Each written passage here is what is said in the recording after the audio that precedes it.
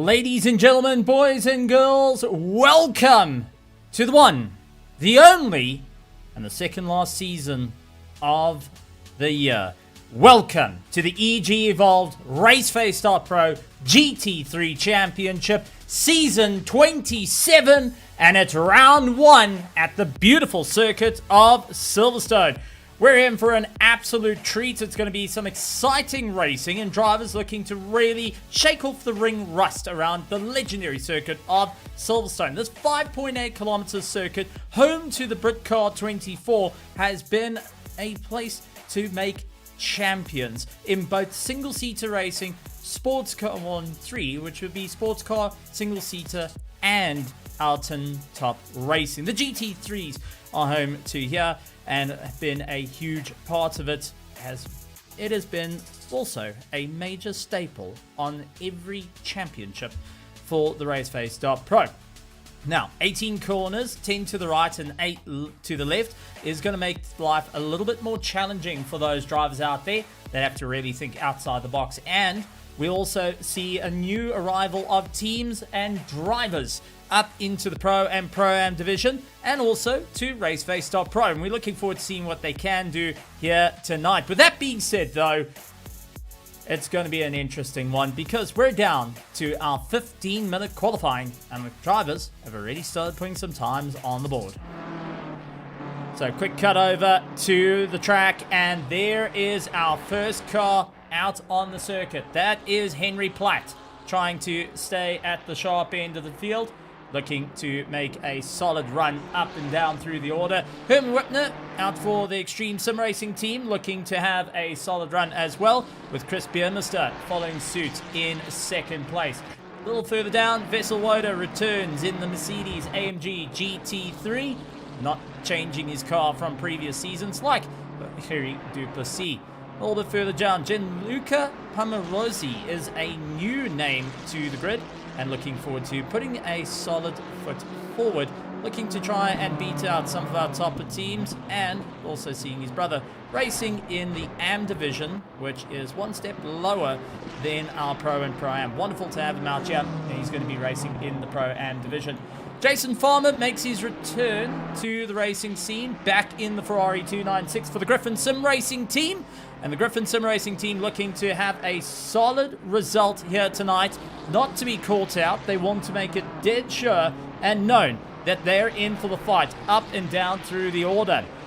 A little bit further down into the mix, Michael Schultz makes his return to racing. And good to see old Michael coming back into the world of sim racing. He's been taking a little bit of a hiatus for a bit of time, and now sees himself back behind the wheel. Alan Patterson for the PWSR makes his return back to the RaceFace.Pro series for PWSR, and with a bit of race for hope on the side of the car as well. Ryan Heinecker rejoins the field with Karen Harris going and fighting out Sean Verfiers, Chris Kreff, along with Graham Kelly, Ulrich de Jager fighting his way through to see what he can do to really make it work here tonight. Going to be a bit of hard work though. Don't count out the rest of the field as they look to have a solid run. Jaco Nudier will be going and chasing down in 16th position. Sean Lorero in 17th, like with Johan Verfiers in 18th. 19th, Herman Percival will be trying to get his way up the order, as well as we've got 36 cars out on the circuit looking to make an impact here tonight and look to have a solid run. That being said though, it's going to be a manic drive from all our competitors to really get their way to the sharp end of the field and ensure that they can fight out against some of the best. This is our Pro and Pro-Am division. They'll be out on track with Jason Farmer currently leading out the top of the car. It's a little bit of a lag coming in. I do apologize for that. We'll try and get to the bottom of what exactly is causing that. But our drivers are looking to go and fight it out towards the sharp end of the field, and also stay into a solid run nonetheless. So Jason Farmer, top of the board, 158.7. Keegan Bowen hits in for second place at the moment, trying to go and fight his way in through the mix as well. And we'll be trying to pull up the pieces of this race and ensure he can stay at the sharp end of the field. Not going to be an easy time though, as he's got to try and fight it out to try and move a little bit further up the order. See if he can take into contention for a lot of those drivers that seem to have the pace to move on a little bit forward. Now, we do have a couple of questions coming through. Welcome to everyone. Unfortunately, there isn't a stream for the AM division at the moment. There is looks at trying to do it, but at the moment, no, there is no AM division stream. So apologies to those that are looking forward to seeing our AM drivers, but we will do what we can to try and get them on air, especially for the season. See what we can do to get them showcasing at the beautiful circuit nonetheless.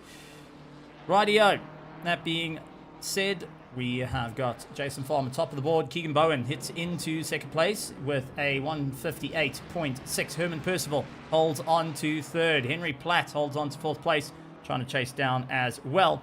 A little bit further down in fourth, Mike LaRue returns with the Aston Martin, trying to get a little bit more pace. He's now up into the top step of the podium and getting a solid run in and out through the corner. So having an easier time out there will be ensuring that he can keep a solid run. Jason Farmer, however, holds on second. Keegan Bowen and Herman Percival. Jack Darts leads out the Pro-Am division, and he holds on to that sixth place ahead of Herman Wepner, his team captain, trying to go and catch up. Graham Kelly a little bit down in 8th position, with Bagor Krobler holding on to 9th. Switching over to the Lamborghini this time round instead of his trusty old Mustang, while Vessel Oda, second of the Pro-Am, finds himself in the top 10 with 158.962. Barely holding on, and Sean Lorero holding on for 11th is a 159.030. And really trying to get that little bit more pace underneath him to join himself into the top 10. Jochen Nadir, Michael Schultz a little bit further down. Chris Biermister a little bit through the order. And trying to find a little bit of time out there. So apologies for the little bit of lag. We will do what we can to try and get that sorted out while catching some of our qualifying. Let's see if we can quickly go and sort that out. So we're going to bump back up to our track walk, and we'll return back with qualifying shortly. It's going to be a good one. Our racing is in for an absolute treat this time, right? Our drivers looking to have a solid run to stay at the sharp end of the field. Ultimately, it is going to be a difficult race indeed for our drivers to remain at the sharp end of the field, and we'll be battling just go that little bit longer into the races, see what they can do. Let's try if that was a little bit better to get us a bit of sight on the drive, and a little bit on the slower side there in terms of that lag coming in. Try and correct that as quick as we can. Apologies for the little bit of an odd one coming in on the ACC side. Not often we get to have technicals like this, but sometimes it does kick up and play its hand that we need to work through as well. So we'll try and resolve that as quick as we can to get back into the racing a little bit easier and ultimately stay in for the sharp end of this race. So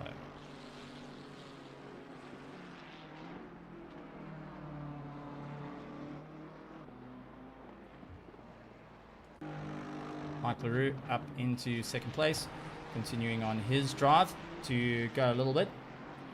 The stream is choppy. We are working on it to get it sorted out, and we'll cut back to the track shortly. Looks like our cam's having a little bit of difficulty out there, going and seeing that the stream is a little bit choppy. Not something we want to have. Apologies once again for everyone out there for a little bit of an odd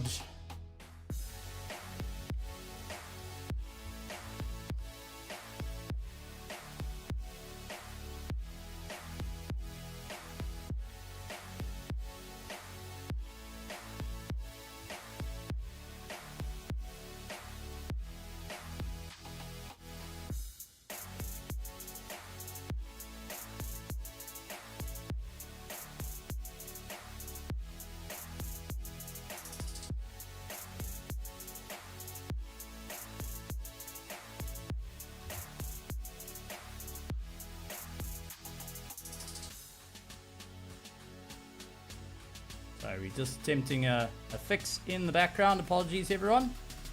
Just to try and sort out what exactly was going on with a bit of the choppiness and why it's just a little bit on the weirder side of things. Trying to investigate a little bit of technical runnings of it. But at the top of the board, Bagel Robler, Mike LaRue, Herman Wepner, Jason Farmer, Henry Platt, Keegan Bowen holds on to 6th position. Ruin Heineke, Herman Percival, Vessel Woda rounding out the drivers at the moment as they're trying to get a little bit more pace out of them. We'll return back to qualifying as soon as we can get the cameras a little bit more stable, a little bit more comfortable for your viewing here at RaceFace.Pro and for round 1 of the EG Evolved GT3 Championship. It's always going to be something. It's a race start of the season. Let's see if that possibility has cleared that up just a little bit and see if we got that sorted.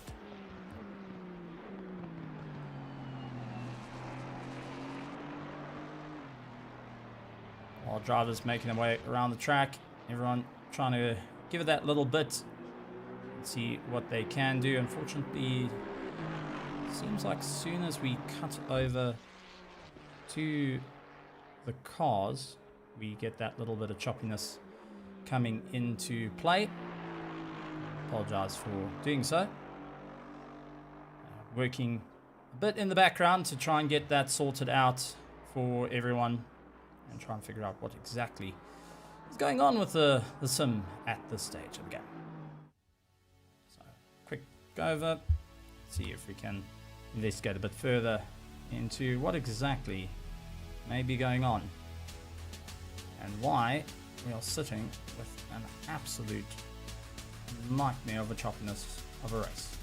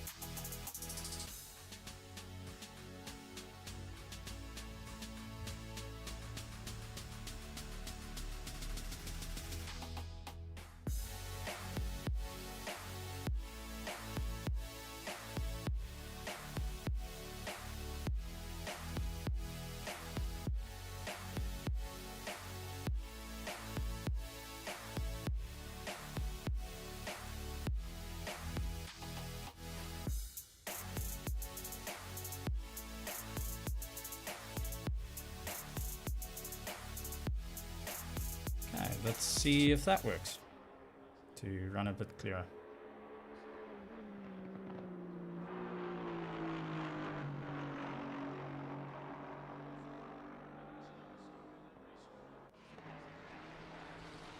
Still a little bit unsettled. We'll carry on tinkering. Just while we're catching the end of qualifying, Mike LaRue at the top of the water. Jason Farmer holds on to 2nd place. Bagel Robler up into 3rd. Herman Percival a little bit further down in 4th place with Henry Platt, Herman Wepner, Keegan Bowen, and Ruin Heineke rounding out your 8, 9, and Vessel Woda would be your top 10. What we're going to do is we're going to try and restart the sim and see if we can get back into what's going on and find out what exactly is playing up. That every time it cuts to OBS, it decides it's going to fall off a cliff to go. So, bit of an odd one. We'll try and figure out what exactly is going on. Try and get you guys that clear viewing experience.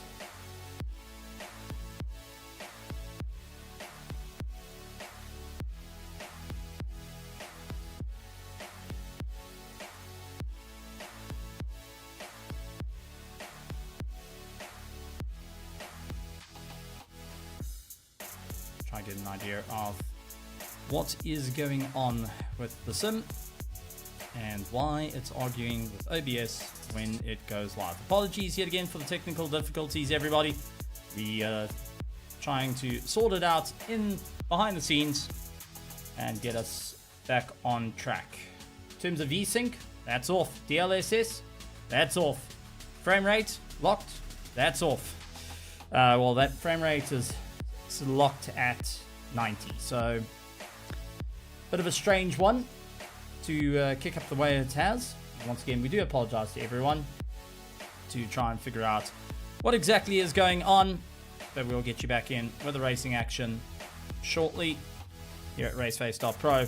Round 1 of the EG Evolved GT3 Championship Season 27, and the second last round of the season. Possibly, quite possibly, folks, it might be last 2 rounds of the season for ACC going forward. So we're going to try and make it as good of a show as we can, and with a monstrous grid here tonight of 36 cars ready to do battle. Each driver looking to have a solid run and really make it work here tonight. Looks like we may have just come right with our frame, so fingers crossed to see if we manage to solve the issue and ultimately get us back on track with the show here tonight. Apologies once again, folks. Sometimes just can't plan these things out, and we do appreciate everyone's time in taking a look. So let's see if we transition over as they just made their way to the grid and try and get an idea of what is going to happen here tonight on a great race for round 1.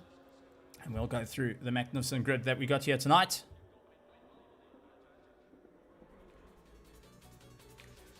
So as our drivers at the ready, getting themselves organized here tonight for some incredible racing. 2 servers up tonight, Pro and Pro-Am, with Am as our second server. Unfortunately, not being broadcasted here tonight, but they will be going and racing at the exact same time. And looking forward to a stellar run. We've got a monstrous field here tonight, and drivers looking to have a huge amount of fun for round 1 of the EG Evolved GT3 Championship right here at Silverstone. Everyone looking forward to a great race and a monstrous field right the way through. Pro and Pro-Am ready to slug it out. Some returning names to the field, and some new drivers look to change the mix. And everyone looking forward to seeing what they can do. New teams coming out and having a bit of fun here tonight as well for the season, looking to fight it out as we wait for the timer to get us underway. And we will be kicking things off very soon here at Silverstone. 20 seconds. Now, to remind everyone, it's going to be an interesting race purely because we have got a 1 hour, 20-minute race, 80 minutes of racing, 2 mandatory pit stops, 2 different classes in 1 server to fight it out. And so far, Jack Darts finds himself up into the top 10 and finding that he's got 1 position of likes of Jan Verveers to keep Vessel Woda at bay, who holds on to second place. So let's go through our grid as we make our way off the line. It is going to be Bago Krobler out in first place. Lining up next to him on the second row, Mike LaRue. Jason Farmer holding on for third with Herman Percival in fourth place. A little further back in fifth, Henry Platt and Herman Wetner holding on to that 6th position in the third row. Keegan Bowen in 7th with Ruan Heineke in 8th. Jack Darts, first of the Pro-Ams, finds himself in 9th position with Jan Verveers chasing him down in the top 10. Vessel Woda in 11th position with the likes of Leclerc Besson in 12th. Sean Loureiro finds himself in 13th with Jaco Nadir chasing him down. A little further down, it's Chris Heineke ahead of Graham Kelly. Kieran Harris holding on for 17th position. 18th is a driver from ERA, Finley Gamble, who is one to keep an eye out for. Was fighting out for the championship in the Pro-Am division. Anton Lummers in 19th position will find Jean Fiers chasing him down in 20th. Conrad Martin returns to the track ahead of Michael Schultz in 22nd place. Chris Biermester in 23rd with Leon Swan in 24th. Alan Patterson finds himself in 25th on his return. Willie Naguri holds himself in 26th with likes of Harry Duplessis in 27th. Martin Rotenbach a little bit further down for Team HSC. Finds himself in 28th with Hansi Myberg. Long-standing name here in RaceFace.Pro. A little bit further down with Ulrich Diaga lining up right next to him. Rick Thomas in 31st with Christian Zetzman. And a new driver to the Pro and Pro-Am field. It is Gianluca Pomarosa in 32nd. Christian Zetzman finds himself in 33rd with Andrew Harris. And Francois Berta holds on to that 35th position. 36 is Chris Kreff, and rounding out the pack in the Ford Mustang, Gerard Pretorius, as they now carve their way through the circuit, thinking of the time, and we get ready to race, folks. This is going to be a manic one as they now onto the back straight and will be powering their way in for a race. So Bego Krobler looking to fight it out against Mike LaRue for the championship for season 27, folks. This is going to be a monstrous run, and it does look like the sim is playing a little bit better now. Yay. So it looks like we've got our cameras solved, and apologies for that little bit of taking time to get it sorted out. And anyway, we could have found out is when it all goes live and it all goes haywire. But we are in for the racing. Take a look at the virtual grandstands, though. We've got Ruan Heineke, Antonio Gamble, Crazy Stunts, Tianis Berta, along with Please Frosty, going and saying, how's it?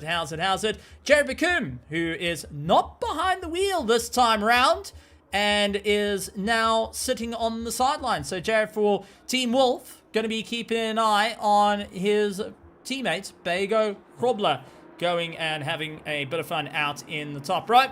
So a bit odd to see Jared out of this one, but it's good to see they still made it to the track to support here at Silverstone, flying all the way out from South Africa. It's wonderful to have everyone here, from the teams to every one of the family members, and for those even not going and typing out and sending us messages here in the commentary side. It's wonderful to have you guys just tuning in, watching, being part of the show. But now let's talk about the race at hand as our drivers make their way to the line. It is going to be Bego Krobler looking for a phenomenal start, but he's got a lot of work ahead of him as he has to get away from the one, the only Mike LaRue, who was on a stellar charge to look for the victory in season 26. Who's going to get the advantage? Coming down to turn one.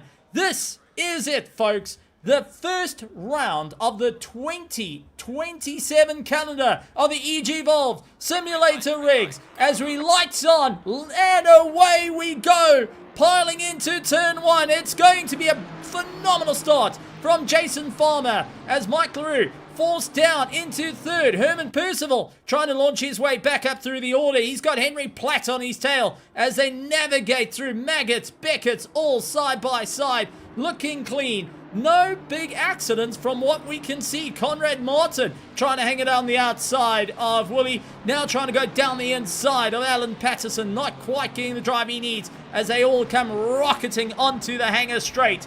No one giving an inch right now. And ultimately everyone pushing forward. Bego Krobler under pressure as he is constantly going and fighting against Jason Farmer. Doing everything he can to do everything he wants to do, and that is to score a championship win here. Mike LaRue holds on to third place with Henry Platt chasing him down, but it looks like a little bit of argy-bargy. Leclerc Besson in the Alpha 1 Esports is charging on, and this is a livery we haven't seen since, I would say, the passing of Ryan Ottens is the last time we saw Alpha 1 Esports out on the circuit, and it's good to see the team not out of the picture, but coming in with Leclerc Besson.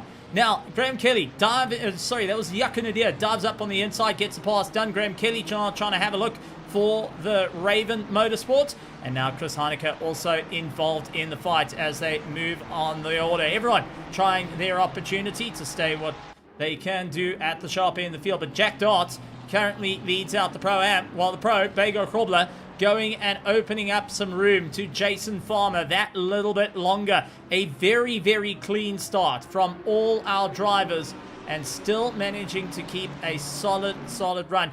We have minor contact coming in, and it's between the 420 and the 22. And looks like it also Willie Nagiri going and getting slapped down the order as drivers already starting to consider getting into the pits, as we do see a number of drivers getting their first pit stop out of the way and trying to get themselves done, dusted, and sorted. Anton Lummers, Leon Swan, Michael Schultz, William Nagiri, Gerald Pretorius, Ulrich de Jager, Vessel Oda, Kieran Harris, all getting that run into the pits and trying to get themselves sorted out. Jason Farmer, however, losing out time, has fallen down the order. So Farmer lost the drive through Maxim Beckett. And let's quickly take a look at the replay of what exactly happened there. So you had Mike LaRue coming into the left-hander, all okay, pulling on a little bit hard, jumped over the curb into the dirt, gets it unstable, runs out wide, has to straighten up over the chicane, not to lose out time, though he tried to keep it going, but had to come off the gas not to gain an advantage, and that threw him down into 6th position. Not quite what he wanted to have. It was a great start, but unfortunately, a couple of drivers landing up, just finding those track limits. I am very pleased to report, though, no major impacts. It's only been a little bit of elbows out, paint rubbing and racing, but still a clean run from all our competitors thus far at the moment. Henry Platt does hold the fastest lap time of the race as he tries to get ahead of the pack. Everyone that's gone into the pits now finds himself in an absolute struggle. Andrew Harris diving down the inside to just try and get past the likes of Christian Zetzman, who walked on past him. New driver Gianluca Palmarosa trying to move forward, but Ulrich de Jager, having an unfortunate run, finds himself with a stop-go 30-second penalty just for speeding in pit lane. Something he has struggled with last season and even in the SRSA Championship. He now finds himself exactly the same, going and staring down at a penalty, going, what on earth do I need to do? A big look down the inside for Francois Buerta as he goes and dives down through the right-hand side. Got the advantage, trying to see if he can make his way up through the order. Rick Thomas and Alan Patterson now pull themselves into the pits. Gianluca managing to creep on forward, continues on his run, managing to sustain his position just that little bit longer and seeing what he can do. Chris Biermester trying to fight out with Kerry Duplessis out in that 18th and 19th position. They do see a little bit of dirt getting kicked up from the likes of John Fiers. Put a wheel off on the track and now trying to see what exactly he can do to move up in the order. And now they can keep that solid run to jump on board the rear wing. You can see hard braking into the right-hand bend. Ferry only just keeping a little bit ahead at the moment, trying to chase down that 3rd place that Finley Gamble holds in the Pro-Am division, holding on to 4th, but Chris Biermester in 5th place of the Pro-Am now finds himself in for the fight, trying to move up through the order, constantly peering his nose forward, seeing where can he get that run, what can he do to try and open up the gap, and ultimately, where is it all going to lead out at the end of it? Jason Farmer trying to make up some time against Herman Wepner, takes a dive on the inside. Herman shuts the door, forces him to really close up that apex, and unfortunately for Jason Farmer, compromises his drive. For Herman Wepner, it's absolutely amazing that he can go and just step up that gas and get going, but that has allowed Keegan Bowen, a former Pro-Am champion, now into the pro category, still looking for that championship in the pro. Jan Fiers battling out against Jaco Nadir, the two of them going and battling nose to tail. Trail Bullets team for the Fiers family trying to hold on against Jaco Nadir, who throws it out wide. He loses it, getting in towards it, and I don't think it was his choice to go into the pit lane, but the grass decided so, and he dives into the pits. Jason Farmer into pit lane. Graham Kelly goes into pit lane as well. So well-behaved start, but a chaotic run for Jaco Nadir. A beautiful save, and what way to go and say the drivers land up going and having a bit of a moment between themselves. Now, it's just wonderful to go and see everyone battling out there. We do have a bit of a special request for the livery of Leclerc Basson, the Alpha 1 Esports team. back out on the track to join the Extreme Sim Racing team, Team Wolf, Griffin Sim Racing, Trail Bullets, and so many more. It's good to see them going and getting that team back up and going, revived out there. And also PWSR making their grand return will be a phenomenal one. Alan Patterson has not been in ACC for multiple seasons and now finds himself going and having a bit of fun out here in RaceFace.Pro after spending a lot of time, and still does, with Lamar Ultimate, and been actually doing a rather good job. Now just trying to find, where is Alan Patterson? He finds himself in 31st position after his pit stop and is continuing to put on his lap time. So just getting his pit stops out and done. So he is so far on that run, and currently at the top of the charts though. Those that have done their first pit stop is Jason Farmer in 23rd position. Now that's going to be the keep an eye out driver for the majority of the grid ahead of him. From Pro to Pro-Am, you want to try and start identifying where on earth you're going to make that move. Fight out for second place though, as Chris Biermester tries to, third place, as Kerry Duplessis keeps ahead of Chris Biermester. Chris trying to fight it and see if he can get down that inside. Trying to push on that a little bit closer, but just not having the run as we jump on board as he barrels on through. You can see leaning onto the right-hand side, Kerry Duplessis trying to just straighten up the corner as much as possible. Chris Biermester trying to just follow in the line, see what he can do, just to go late on the anchors, throws it into the corner, and it's going to be a big run out wide for Kerry Duplessis, and a track limit going to be given to him on that one. And they've got 3 warnings before they get handed out a drive-through penalty. Francois Buerta, though, getting out of shape and has spun round. Let's quickly take a look at what happened to Francois Buerta for the Naguri Racing team. Going out wide, touched the curb, was able to snatch it back. Nothing wrong there. In through the right-hander. Not looking too bad. Trying to keep on the back of the BMWs ahead. Seeing if he can just close down that gap. Late on the brakes, throws the car in.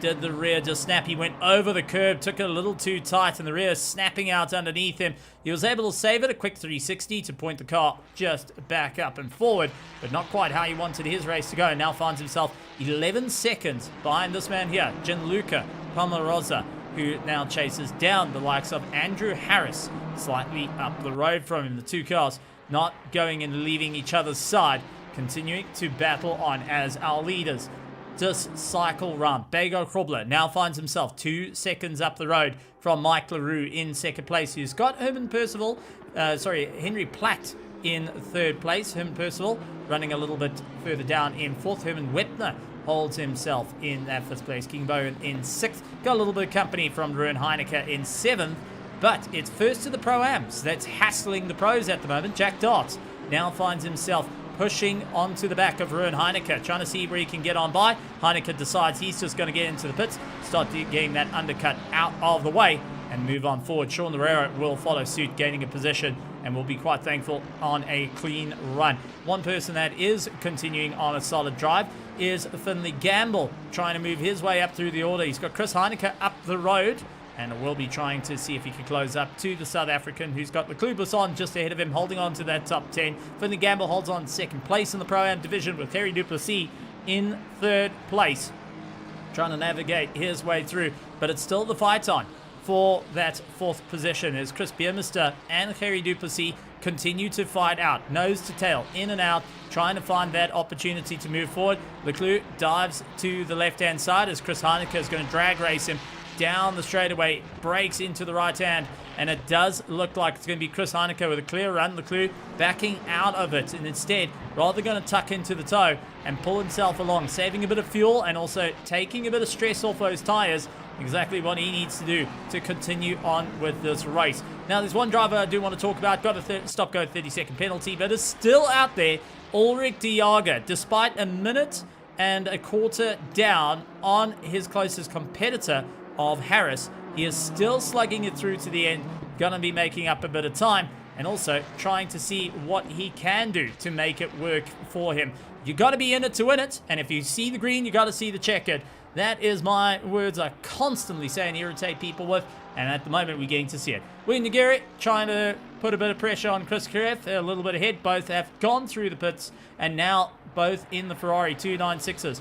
paddling on, trying to push that a little bit further and see where exactly they can come out at the top of this as they battle on. Chris Kriff not going to be backing down as Naguri tries to push on a little bit closer, seeing if he can get into the toe, and ultimately going to be really pulling himself back into the mix. We haven't even gone past 20 minutes yet, and drivers thus far starting to feel the pressure.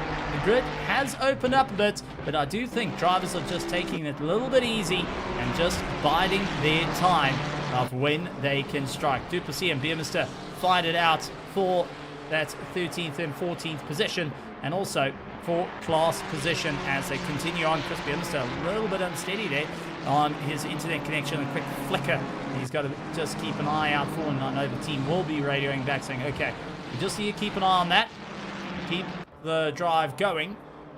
But we'll see how it all runs. Ruben Heineke, quick flash of the lights, trying to see if he can move Buerta forward. Buerta going into the right-hander, a little bit unsteady though. Does get a little bit unsettled. Ruben Heineke trying to make up some time. He swings around the outside, and Francis Buerta saying, okay, no problem. Mine's out of the way. Gives him a bit of room. And now Ruben Heineke back up to his charge. He's trying to catch up to fellow teammate that's just come out of Maggots and Beckett's down the hanger straight is Jason Farmer, who is now on a absolute drive of note to try and climb his way back into the order. Buerta, unfortunately, needing to still get 2 pit stops in and trying to pick up the pieces of the race after the spin, but still now can follow in the slipstream of the race. Kerry Duplessis trying to take the dive, looks around Chris Beermister, couldn't quite get it through, going out wide, try to look for the inside line, late on the brakes, closed up at a rate of knots, but just not able to put that nose forward, not able to close up that time, and which just helps out the running of Chris Beermister, who holds on to 13th position and at the moment finds himself in a very crucial position of 3rd in the Pro-Am division. This is all about maximising points and seeing what they can do, and we've got a problem for Chris Heineke. Heineke into the dirt. Chris Heineke losing it into the dirt. So he had Leclerc onto the back of him. Looked down the inside. Heineke went into the corner, and it might have looked like the car just snapped out underneath him there. Didn't see any contact though. It was just a little bit of turn in, and the rear just did not want to live with it. Snapped out underneath him, landed in the sandpit. Now finds himself in 17th position, chasing down Christian Zetzman, who is a little bit up the road. Christian Zetzman will be waiting for his brother to come back all the way from Liberia again. And it's good to see that Ludwig Zetzman going and tuning in from across the borders to cheer on his team and his family. Sean Loureiro taking the dive up on the inside of Jack Darts, trying to see if he can capitalize on the run. The BMW having a solid exit, but it is going to be the McLaren that has the advantage into the next corner. Who's going to be the last of the late breakers here? On the anchors, throws it through, both side by side yet again. Clean racing as LaRue comes out wide. Jack Darts could not put up the fight. He backs out of that one and concentrates on his race at the moment, as we do see a change of position. Kerry Duplessis and Chris Beermister going and swapping around, which allows Duplessis up into 3rd place, and now trying to get that drive steady as she goes through the order. Absolutely monstrous run to go and charge their way through and see who can stand at the top of the order. Fafirs trying to have a go at Jack Darts now after seeing Keegan Bowen got through. He wants to try and close up a little bit of time as well. Ultimately, to stay in for the fight, Chris Heineke. Ooh, contact between Christian Zetzman and Heineke. A little bit of understeer creeping in there. Zetzman, shoulder tap onto Chris Heineke. Quick flash of lights are saying, hey, listen, buddy, that was not quite what we wanted. And we do understand that it's racing, but we want to keep it together.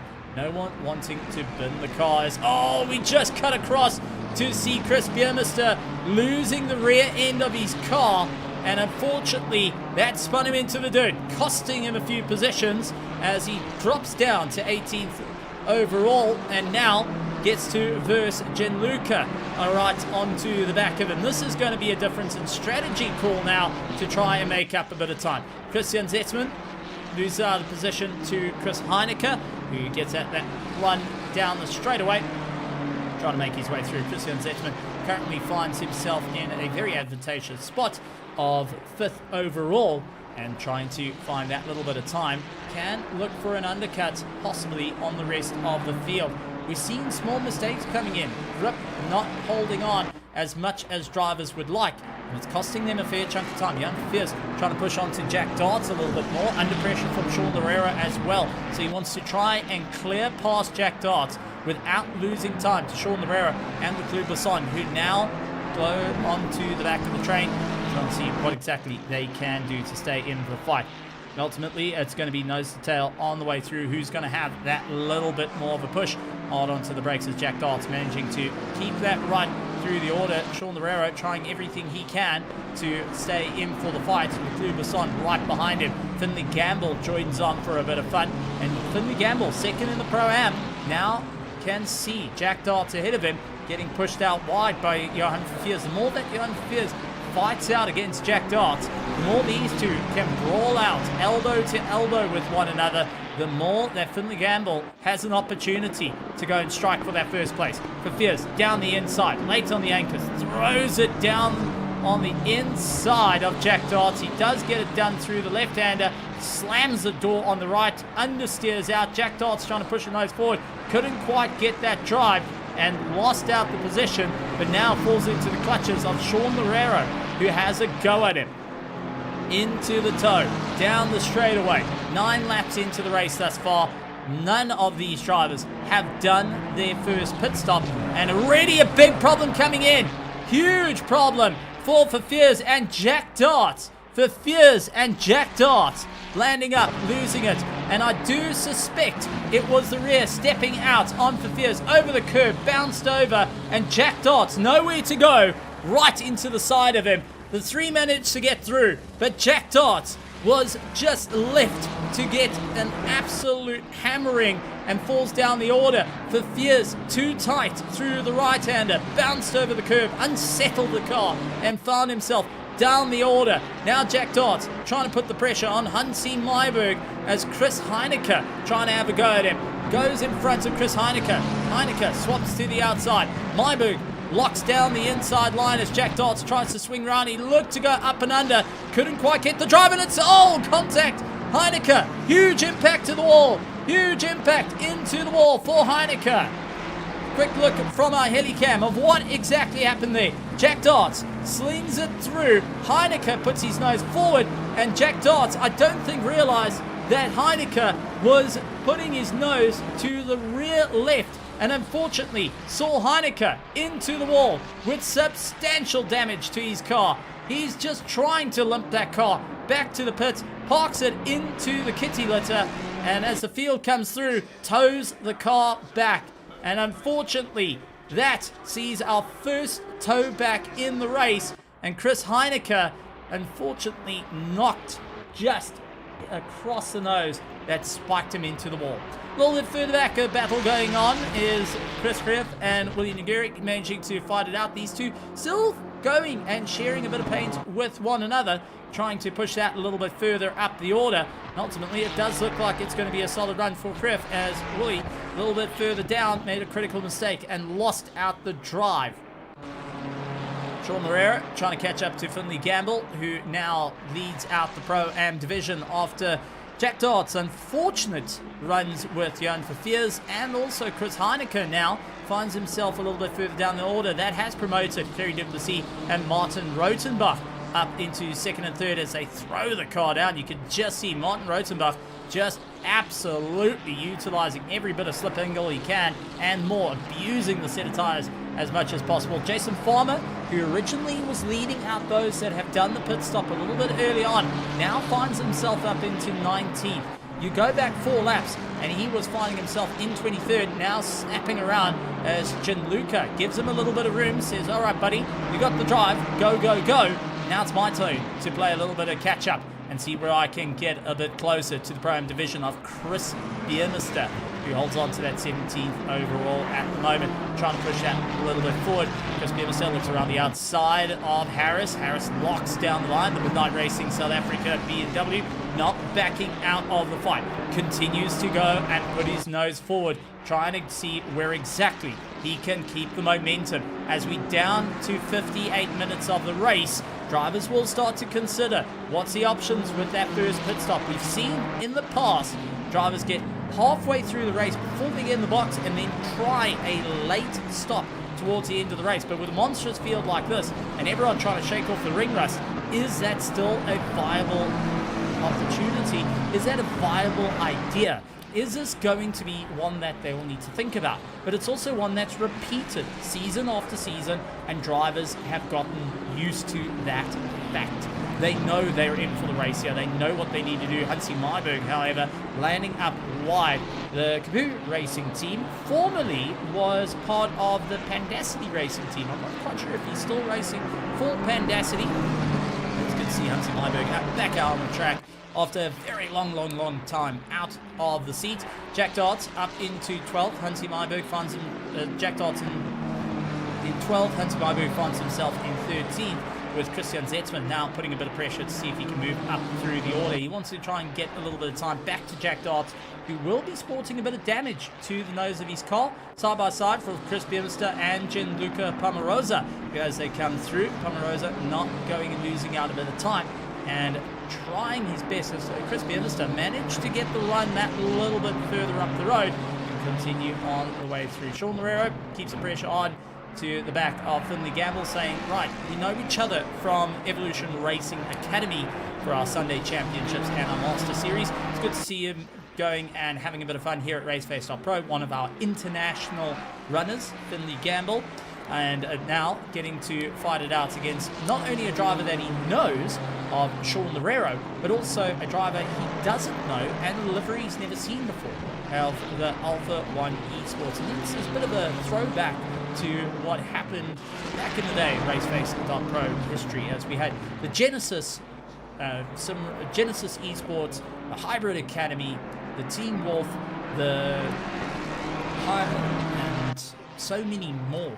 Alpha 1 Esports being another, PWSR, and many others have come through the gates over the years here in ACC, especially as an era of RaceFace.Pro for the EG Evolved Simulator rigs. As EG getting on board for the last two seasons of the championship, seeing what he can do, and getting a bit of information from fellow Pandacity driver gone into iRacing. And I've got to say, as a driver that either has the best luck in the world or has the worst, Tienes Puerta going and saying he's still involved with Pandacity. So Hansi Myburg is still involved in Pandacity, getting a new livery put on the car. Could we have picked a bit of colour than a bit of brown? You know, that's a bit of an odd one to pick in terms of coloration. Alan Patterson loses out to Michael Schultz now. Michael Schultz also making his grand return of the Hydraulis Racing team. Now finds himself ahead of the PWSR, Alan Patterson, who charges on. Alan Patterson spending a lot of time in LMU, making his return back to ACC for a bit of fun here, and also going sporting on and cheering on Kieran Patterson, his son, that's over across the waters, making South Africa proud, and keeping an eye on his dad. Alan Patterson also sharing the wheel with fellow PWSR drivers in LMU. I look forward to seeing them returning back into the race as well, hopefully during the course of the season. Our drivers navigating a difficult circuit, starting to feel wear and tear on the tyres. Christian Zetzman being one of exactly those drivers who are starting to feel the pressure. Bego Froblo holds on to the fastest lap of the race with a 158.6, and his last lap time was a 159.1, while LaRue holds on to a 159.5. Platts a 159.8, and Percival with a 159.6. Quicker than Henry Platt, but just not close enough to make it work. Christian Zetzman, though, loses out a little bit of drive. Fiers attacks that inside line as Zetzman into the dirt. That's just going to promote up for Fiers after having a little bit of a problem. Now finds himself a little further up the order, and Jason Farmer is the next one to try and tick him off the board. That early pit stop and got a bit of pace. He's trying to see if it's going to help him move up the pro field, but he's got to get past the ongoing battles of Christian Zetzman in the Pro-Am, who is fighting tooth and nail in that 101 car to carry on the momentum, and John Fiers just up ahead as well as Christian Zetzman closing up the curb a little bit as Jason Farmer takes majority of the circuit and runs right over the curb. He tried to overtake Zetzman, but just didn't have the straight line on the Ford Mustang, and needing to bide his time. Doesn't want to interfere too much in the race. Christian Zetzman moves over to the left-hand side to guard the apex a little bit. Gets on by for Jason Farmer. He manages to snatch his way through, but really had to work for it there. Christian Zetzman said, if you're going to get past me, you're not going to cost me time here. It's going to be just concentrate on what I need to do at the moment as we take a look on the rear wing. How quickly he's managing to snap away from Christian Zetzman and focus onto the attack. And we go to our forward-facing camera. This is going to be a hard one for Farmer as Pierce is trying to make up time in this race and is a fellow pro driver who will not be backing out of the fight. Hansi Myberg just up the road as well, going and finding out what he can do as they go and battle their way on.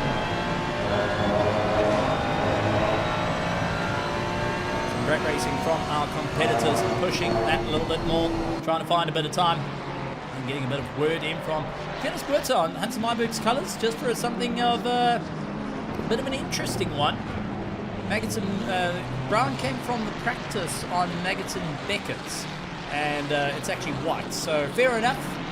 For having a moment, he mentioned change the colour of his car. Hansi Myberg going and sporting a little bit of brown livery, but he will see long-term rival Jason Farmer hunting him down, looking for an opportunity as Fierce dropping down the order.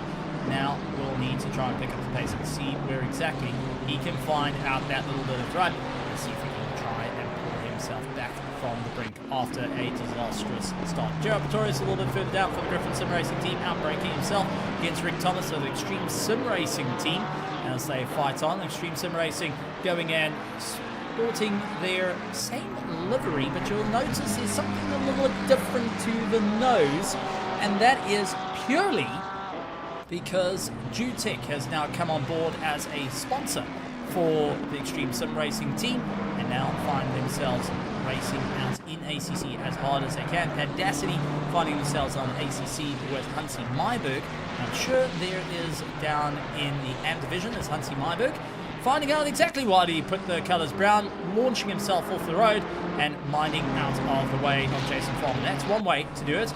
And Francis Berta, however, finds himself smack bang in the wall, reversed out. Let's quickly take a look at what happened to Mr. Berta as he slung it through. Did he catch the curb? Yes, he did.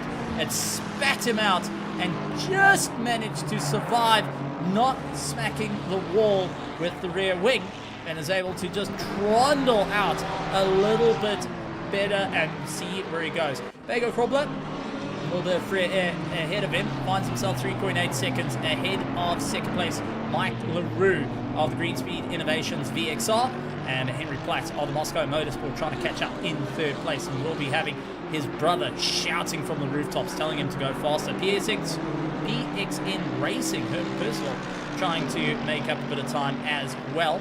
I remember PXN is a steering wheel brand, but also there is a team that's come up with it. I think this is the PXN Sim Racing team that's newly formulated in South Africa and going and putting on a bit of a show. Herman Webner for the Extreme Sim Racing team and Keegan Bone of the Ravenous Motorsports holds on to that sixth place. The Cooper Sonnet of the Alpha 1 Esports finds himself up into seventh place, but he's got a little bit of pressure from the 2ID team of Finley Gamble, and if I remember, is one of the last remaining members of the 2ID team on Assetto Corsa Competizione, races in the ERA Sunday Championship, raced in the ERA Masters for 2026, and now finds himself here in RaceFace to have a bit of fun. And I know that Christoph Peterson, our defending champion, will most certainly be keeping a very close eye on the competitors and also his drivers from across the waters outside of South Africa.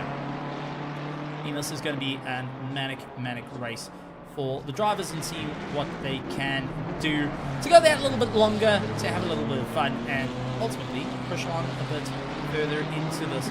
Now, Tennis Berta pointing out that Huntley Myburgh seeing a little bit more brown thanks to the track and the off track of Huntley Myburgh a little bit earlier on, as it's changing the colours a little bit more, and I think the interior might be getting the same as well. Ruben Heineke pushing onto Christian Zetzman, doing everything he can to charge on and ultimately stay in for the battle, trying to find out a little bit more. And we'll be keeping a very close eye on the racing.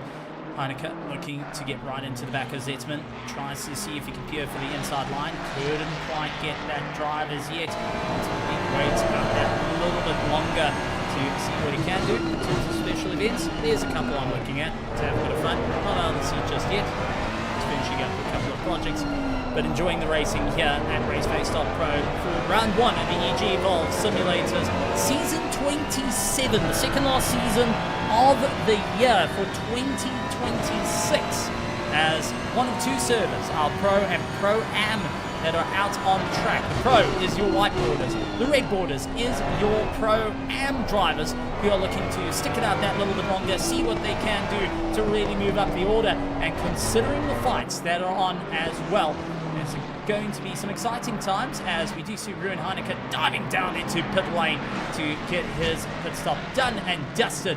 Looking forward to seeing what he can do. Gerald Pretorius trying to catch up to Rick Thomas. Michael Schultz right onto the back of him, and Schultz not giving up the fight. He's going to try and see what he can do to really put his nose forward. It's been a long time since we've seen Michael Schultz out on the grid here at RaceFace.Pro, and it's wonderful to see him making his return as one of the quicker drivers that I've personally seen as a junior and worked his way up through the order.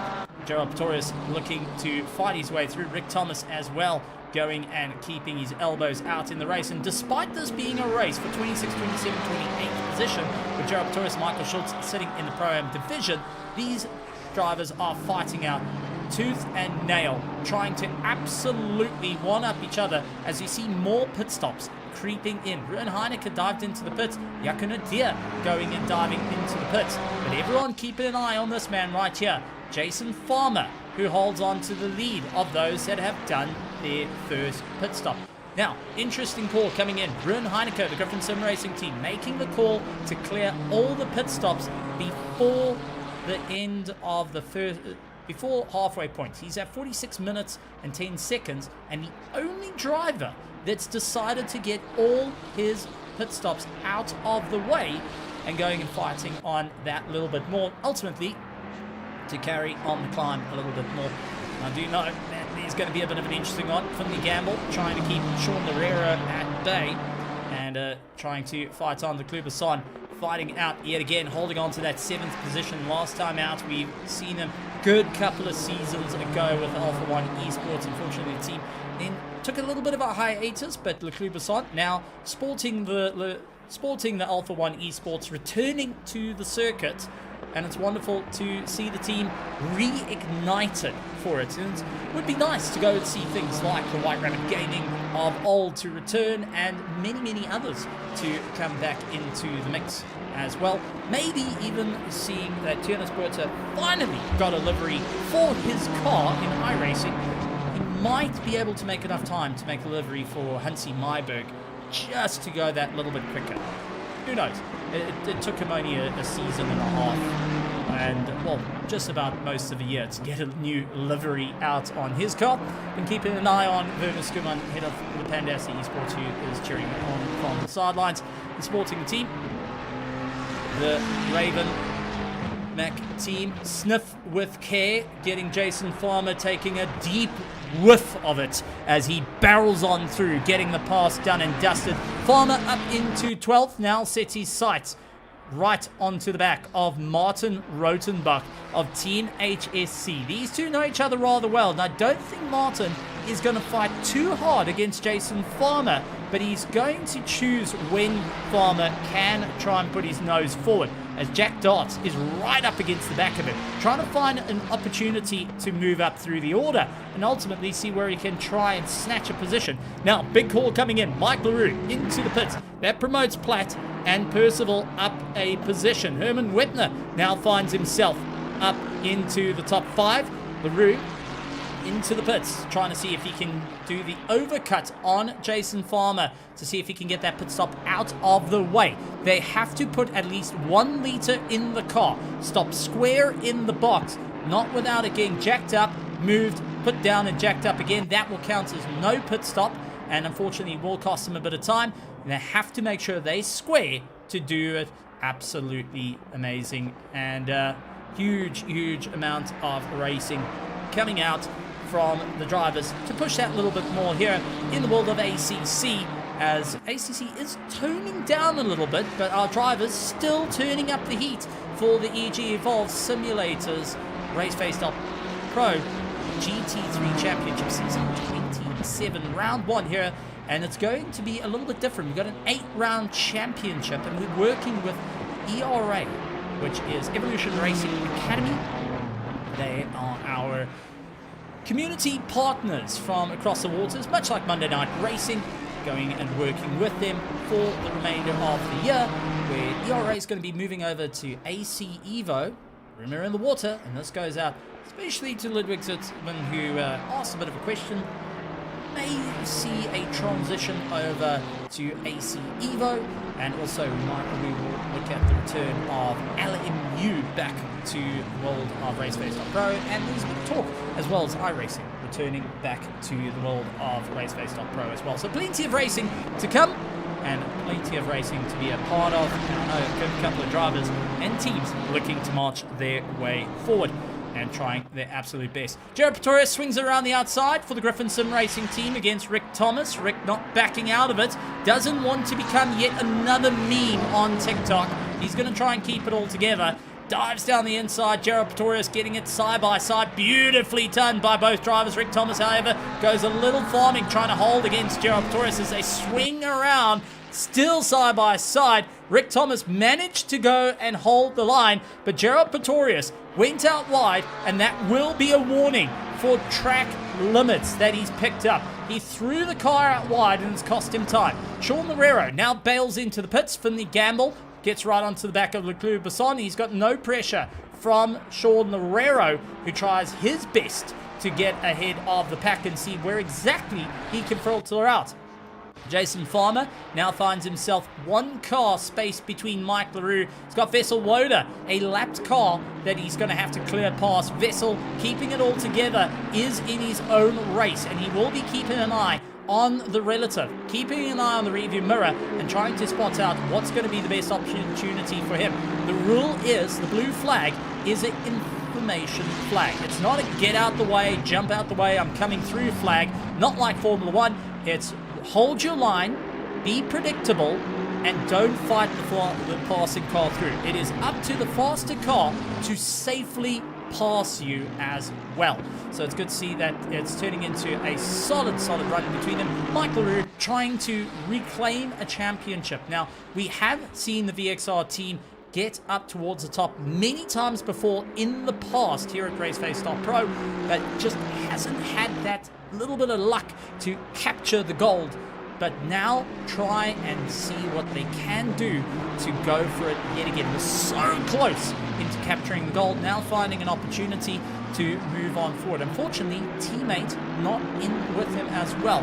So a lone driver out there, and will be trying to push forward. Bego Krobler into the pits. And now this is an interesting, Jared saying, come into the pits, get that car sorted out, the Lamborghini up on the jacks down. A bit of an interesting one to see Bego Krobler transitioning to a mid-engine car. The Lamborghini Huracan Evo is an interesting car for him to jump into. The last time that we have seen Bego Krobler jump into, well, I've personally seen, it was a Ferrari 296, and even before that, I don't remember him jumping into a mid-engine.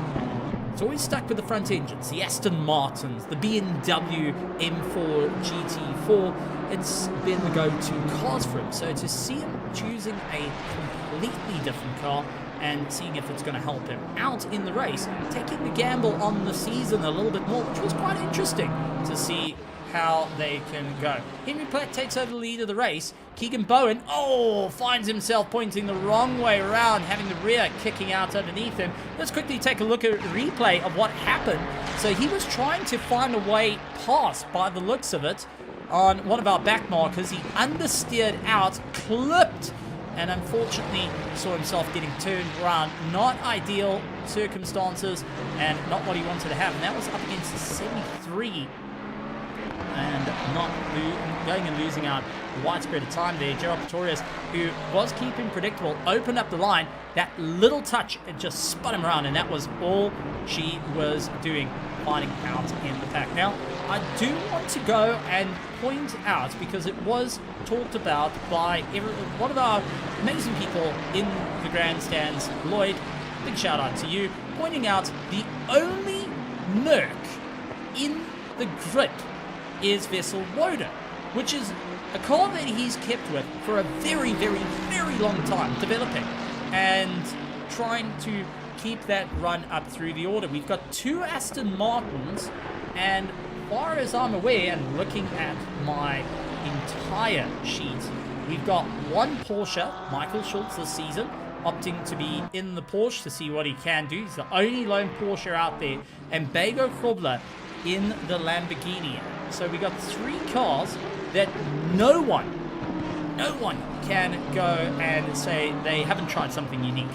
Henry Platt, Finley Gamble, Jason Farmer pulling the pits. Jason Farmer completing his final pit stop. He needs to get ahead of Mike LaRue, who has completed all his pit stops in nice in 15th position. Bego Krobler taking, well, the last, I would say it's sad. It's properly sad to say. The last of the Lamborghini V10s.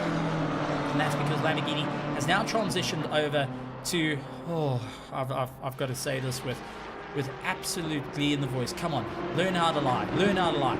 The exciting V8 hybrid in a GT3 car that just hasn't worked. And even the customers said it's not a very good car and needs a lot of development. It is an in-house Lamborghini. First time Lamborghini in a long time have built it inside their own workshop, and it's inside designers, inside mechanics, everyone from the ground up built, versus what this Lamborghini has, which is a bit of Audi R8 put into it. You can actually look onto the bell housing and see the Audi badge. You can pay a little bit extra and put a Lamborghini badge over the Audi casting on the bell housing. That is a real thing. Next time you go and see a Lamborghini out racing and the back is open, peer over into the engine, you can see it on to the back where it says Audi. And that's because Audi helped build this car from the ground up and also develop it over the Gallardo series, the Hurricane series, and you will even see the steering wheels are set from the exact same line. And that does go and point out something a little bit interesting with the cars. Unfortunately, last of the V10s for Lamborghini, and looks like it's going to be the last of the V10s for a very, very long time. But that being said, Mike LaRue in a car that shares its heritage with the Mercedes AMG. The Aston Martin V8 AMR out on the circuit now finds himself first of those that is out in 8th position, ahead of Jason Farmer, who took the gamble to do an early run into the pits. Now finds himself a little bit down.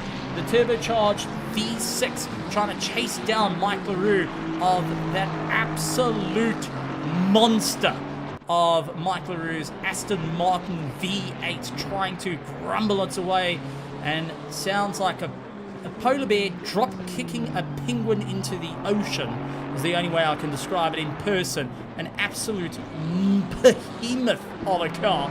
Now trying to see if he can get the one up on Jason Farmer, who's been campaigning the Ferrari for some time now. Did spend a short, brief time in a Lexus in certain championships like the SRSA. Now finds himself back into Old Reliable to see if it works. LaRue trying to swing his way through as Leclerc Besson comes out and loses a bit of time. Leclerc Besson finishing, getting ahead of Jason Farmer. So now this is where things become a little bit more interesting. Besson pulled into the pits and managed to come out in between these drivers. He's completed his first stop but he hasn't completed his second, and now trying to pick up the pace to see where he can go. Farmer will need to try and clear Bassan to get right back onto the track to see where he can go. So with 34 minutes remaining, Keegan Bowen now leads out the Pro Division with Bagel Krobler holding on to second place. Henry Platt holds on to third, a little bit different from his Z4 being in the M4 GT3.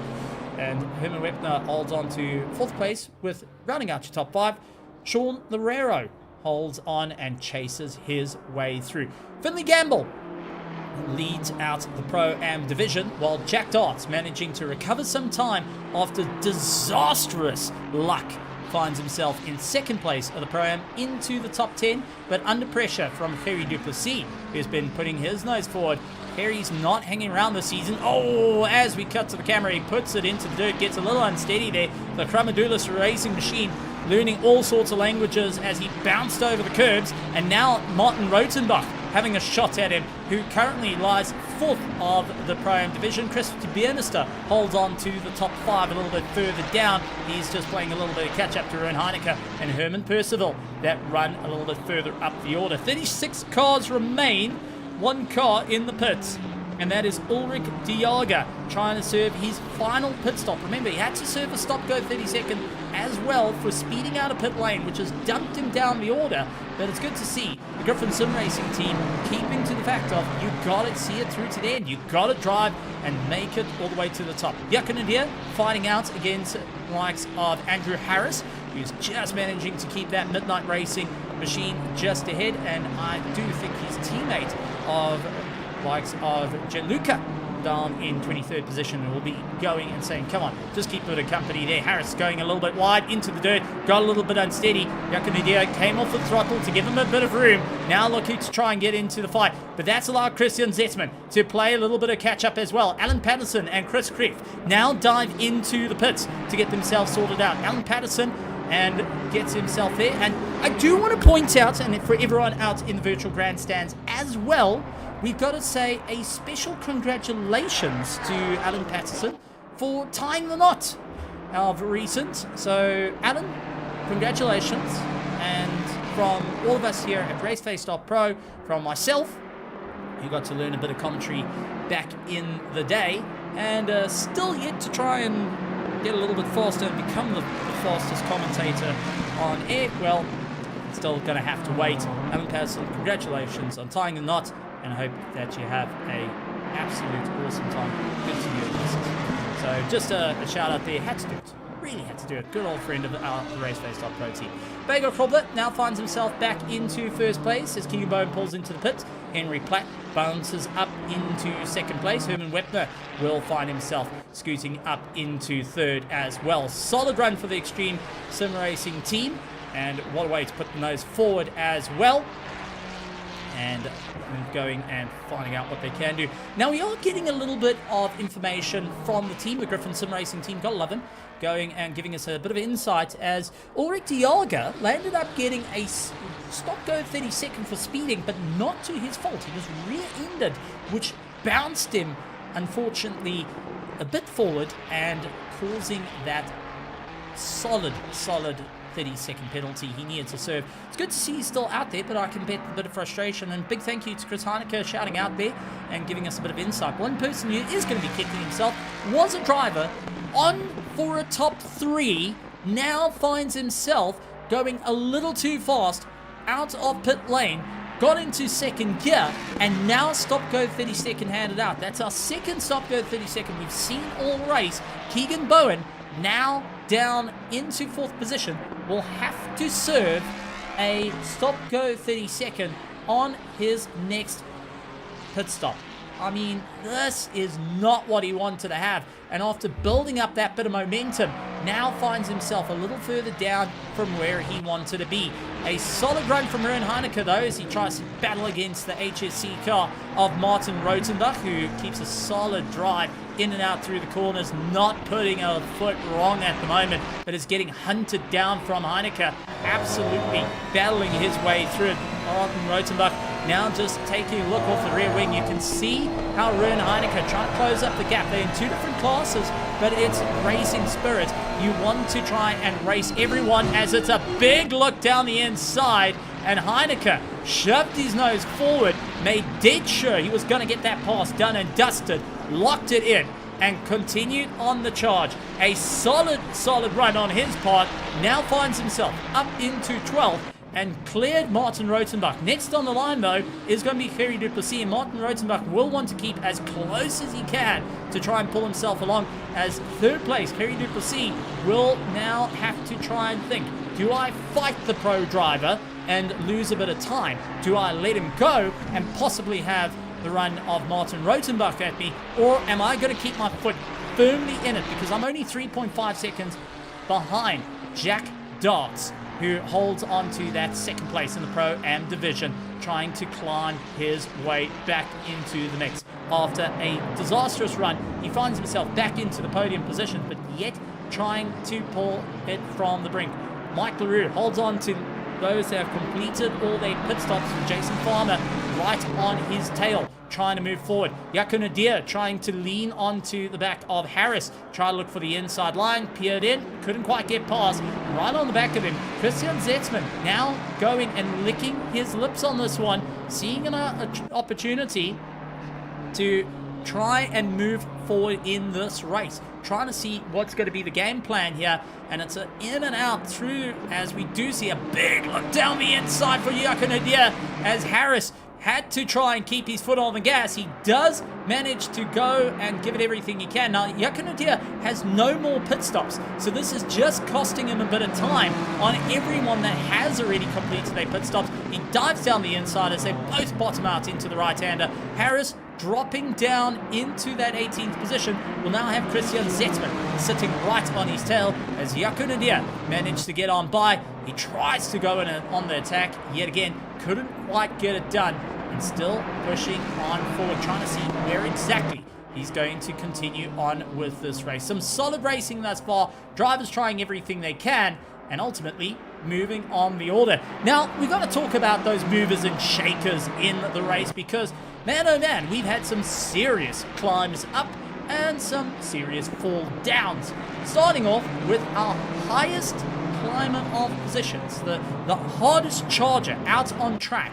Thierry Duplessis holds on to the top 10 and has climbed 17 positions. Started in 27, now finds himself into the top 10. Still yet to do his final pit stop of the race, but has managed to boot his way up through the order, and now trying to see what he can do. 13 positions for Finley Gamble, who leads out his class, but still got one more stop in hand to try and pick up the pieces of his race and ultimately see where he goes. 16 positions for Martin Rotenbach as he fights against Herman Percival, who just lost the rear end of the car, goes flying off into the dirt, and Herman not having an easy time there, got a little bit unsteady and finds himself planted into the weeds. So in through the left-hander, hooks into the right, over the curbing, unsettles the car, full left, full right, and just slides off, going and letting the car roll into the kitty litter to try and mind out of the way of any oncoming cars, but throws a lot of time away trying to rejoin the circuit as well. So not an easy race out there, and drivers are starting to feel the strain of this race. 25 minutes to go, and as you can see, quite a lot of the field has already done their pit stops, but there is a number of cars yet to do their final stops in the race, and that being our leaders of both classes still need to get themselves done with that final pit stop. They can either work well in the race or land up throwing them further down than they planned. Ultimately, not going to be an easy drive from any of our competitors, as Michael Schultz looks down the inside of Keegan Bowen. He has to back out of it. Keegan Bowen recovering after that stop-go 30-second that he incurred for speeding in pit lane. Now has Michael Schultz going and checking every bit of that Mustang, trying to see where he can move on forward. The 992 Porsche trying to dive the way around. Not having an easy time out there. Is it the 992 or is it the 991? I think it's the 991 still in this sim. 991.2. Porsche likes to add lots of numbers. Michael Schultz and Keegan Bowen still fight it out. Mustang GT3 going and getting the run here, but it is going to be Michael Schultz who gets the acceleration out of the corner, gets ahead, and marches his way through. Finley Gamble from the lead of the Pro-Ams now does his final pit stop of the race and relinquishes the lead to Jack Darts, with second place Kerry Duplessis into third. Into second, Martin Rotebach holds on to third. Chris Biermester now finds himself in fourth place, but he has got Fafiers, who just put a wheel wrong and lands up going wide into the dirt. So Fafiers having a little bit of a moment. So did it look like for Chris Biermester. And now a rejoin for Fafiers finds himself behind Herman Percival, who sent himself into the dirt, now trying to reclaim some time after a bit of a disastrous run. Alan Patterson onto the back of Gianluca Pomarosa, and Gianluca not going to be giving up the fight here against the PWSR driver. The Midnight Racing Machine will be going and fighting out against a long-standing team here at RaceFace.Pro, the PWSR. Alan Patterson, the fastest commentator here racing, and still holds that title to this day as he plows on the pressure, clearing on side by side against Gianluca as they head into the right-hander. Lights coming on ablaze here as we head in towards the evening. It's now 9 o'clock here in some time, and that is going to really make the sun start to come down. More and more visibility going to be tricky. The shadows start to stretch out along the circuit, and with 22 minutes to go, our drivers will find themselves a little bit into the dark, trying to find their brake markers and ultimately trying to see where they can march up for it. Bego Frobler still leads out the race, with Henry Platt, Herman Wettner holding on to third, with Sean Lerero, but it is Mike LaRue into that top five that's completed his pit stop. Continues to keep Jason Farmer at bay by 2 seconds. Ruben Heineke keeping the pressure on Kerry Duplessis.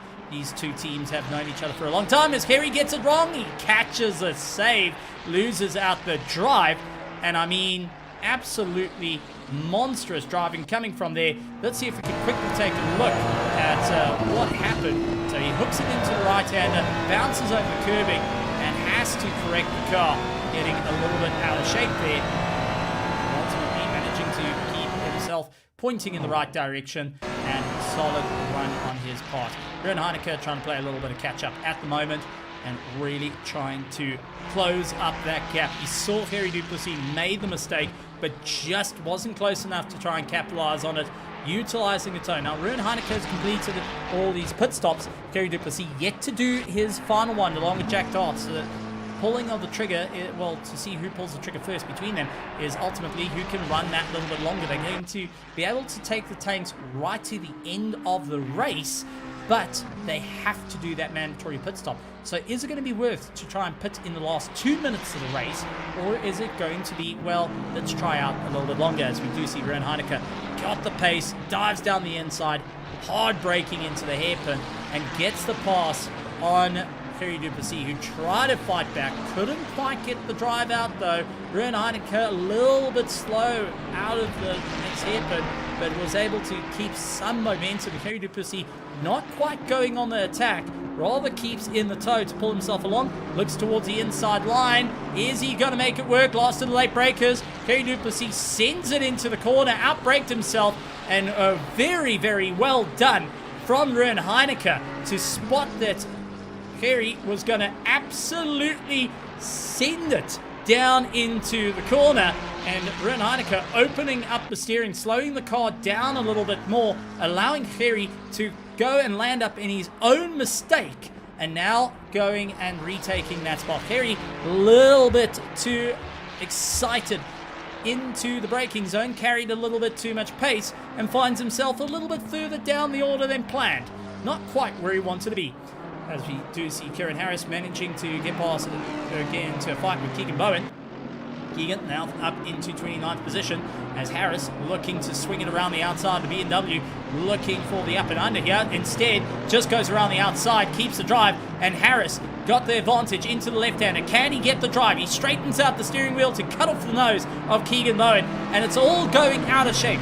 Keegan, from fighting in the top 5, now finds himself 30th overall, and with the Midnight Racing team managing to put Kieran Harris that little bit up the road, now continuing on his campaign to catch up to Vesselwoda. Christian Zetzman now finds himself into the pits, trying to pick up the pieces of the race and ultimately see what he can do to go that little bit longer. Finley Gamble, who was leading out the Pro-Am division, now finds himself way down the order from where he wanted to be. Leon Swan ahead of him is currently his competition to deal with. Both running out a bit wide. Leon Swan, however, going and just finding out that little bit too much pace through the corners, costing him time. Michael Schultz climbs onto the back of him, all fighting within class, and now trying to go and push on that little bit further up the road. But one driver who's managed to usurp the field in the Pro-Am division and has done all these stops right at the top here is Jaco Nordia. 4th in class, now finds him, he is currently 5th in class, done all these stops. Jack Dart, Kerry Duplessis, Martin Rotenbach, Chris Biermeister are yet to do their stops. And Jaco Nordia, now trying to close down on Hansi Myberg, has an opportunity to move forward. Michael Schultz clears on by Finley Gamble and now goes on the attack for Leon Swan.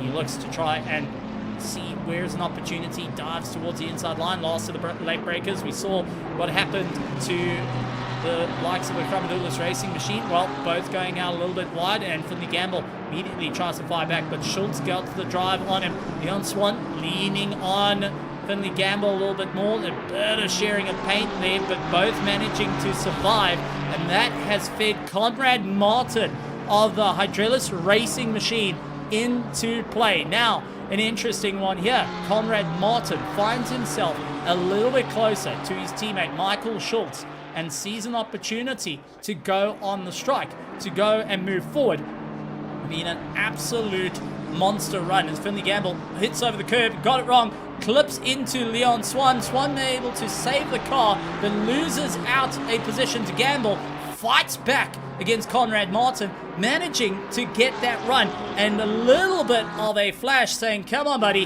that was not what we wanted. But Finley Gamble hooking onto the curbs, got that car unsteady, but well done to Conrad Martin just to back a little bit out and see that there's an opportunity that's conformed, but he doesn't want to get involved in an accident right now. He's going to keep the pressure on to Leon Swan and see ultimately where he can get that climb. Finley Gamble took a desperation of a move to see if he could get past. Unfortunately, it did not work out for him. Herman Wepner from the top 3 now pulls into the pits, and that's going to allow Sean Loureiro to take up that 3rd place mantle. Mike LaRue will climb up the order, but take a look who's right on the back of him. Jason Farmer, who looked to try and undercut the entire pro field in pit stops, now finds himself a little bit closer. They do clear on past the Ferrari that's just exited pit lane, and now try and see what they can do to go that little bit longer in the race. Who is going to have a solid run nonetheless. Everyone trying to push that a little bit more. Jason Farmer managing to clear Anton Lummers, who came out of pit lane. He's 34th position. Didn't want to argue too much there, but he didn't want to lose a little bit of time either, and that forced Farmer to actually open up away from the pit lane to allow a little bit more room to just go and give his fellow driver that little bit more space. Sean Herrera now looking to try and hold back Mike LaRue. The Griffin Sim Racing team will need to think outside the box here to hold back LaRue just that little bit longer with Farmer right on the back, and you can be sure that the Griffin Sim Racing team will be talking to one another. Sean Loureiro, who is in the same team, is fighting for overall position. Doesn't mean he has to be the nicest guy, but when you throw yourself off the track, that's one way to do it. He's desperately trying to slow the car down, manages to get it stopped and exit onto the circuit, but that did not work out for both Jason Farmer and Mike. Well, it worked out in favor of Mike LaRue, not having to worry about the teammate too much, but it didn't work out for Jason Farmer, who was hoping to use that little bit of support to try and move his way up into the order. Now, both drivers are sitting 33 seconds behind Henry Platt, who's 9 seconds behind Bego Hrobler. These two still yet to pit. Need to try and pick up a bit of time. A quick flash of lights from Bego Hrobler against Hansi Myberg. Two former teammates, friends, and now going and fighting out in two different teams. Team Wolf versus Team Pandacity. And it is going to be the Wolf that manages to clear on around Pandacity Panda of Hansi Myberg. They've worked with each other in the background. They've been stewards. They have been admin, and now find themselves out on the track, clearly getting by. And you can see so much respect that is between the drivers here tonight. Everyone trying to push that a little bit harder, but giving each other a lot of room. There hasn't been any major crashes, other than we saw one of our Griffin Sim Racing team drivers, I think it was Chris Hunt, that landed up smack bang in the wall after having them coming together with the likes of was at the time fighting back towards the lead of Jack Dodds in the McLaren. Unfortunately, that was our thrown down the order, and now needing to keep an eye out on racing at hand. Everyone trying their best to go that little bit longer in the race and counting down the time. 13 minutes and 45 seconds to go. Farmer right onto the back of Mike LaRue, trying to push that a little bit harder, see where he can get the opportunity. You can see how both are navigating their way around the circuit. A little late on the brakes and the early lift off for Jason Farmer as he sends it down the inside. Straighten up the steering to see if he could get the pass. Mike LaRue's got the advantage into the left-hander, but going to have a bit of a crummy drive unless Farmer puts it into the dirt, which he did. Unfortunately, can't keep the acceleration in. Farmer tried his best, but now it's a drag race between the two as they barrel down the straightaway. It's going to be nose to tail, and ultimately Mike LaRue able to get it a little bit more put together. Farmer tried to go for the up and under, utilize the curb plus more there to see if he can get underneath the Aston Martin of LaRue. Couldn't quite get it done, and these two continue to battle on, but costing themselves time. Now 34 seconds away from Henry Platt to get that pit stop done and dusted, and for Henry Platt, that's going to be a still time. Looking at the times though, Mike LaRue from time stopped was 32 seconds, but down the entire pit lane was 59 seconds in total. So from pit lane to exit was 59 seconds, and at the moment they're finding themselves 34 seconds behind the likes of Henry Platt, who's opening up that gap a little bit more. Juan Rosenbach pulls into the pits to get his pit stop done and dusted, and that's going to promote Chris Biermeister up through the order, and also the likes of Jan Fiers going and managing to gain a little bit of time. Jochen Adair also managing to pick himself up from 5th to 4th in the Pro-Am division. Farmer snatching every little bit of corner he can to try and see if he can find any room past Mike LaRue. Not able to get it done and dusted, and really battling out there as a big mistake comes in for Vessel Woda. Finds himself pointing in the wrong direction. The rear end looking like it stepped out, so he clipped over the curb by the looks of it. The rear snapped on him, and he lost that little bit of drive. Tried rejoining the circuit at speed, and unfortunately on the grass finds himself spinning out a second time.